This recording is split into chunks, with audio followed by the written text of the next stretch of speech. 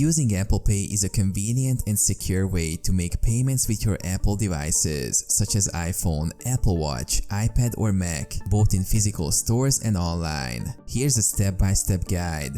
For in-store purchases, ensure compatibility. Make sure your device is compatible and has Apple Pay set up. Check if your bank supports Apple Pay. Add your cards. Open the Wallet app on your device and tap the plus button to add your credit or debit cards. You can also add store cards and transit cards. Verify cards. Follow the prompts to verify your cards through your bank's app or via a verification code sent to you.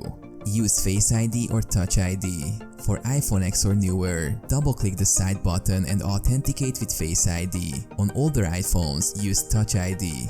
For Apple Watch, double-press the side button. Hold near NFC reader. Hold your device near the contactless payment terminal and wait for it to recognize your card.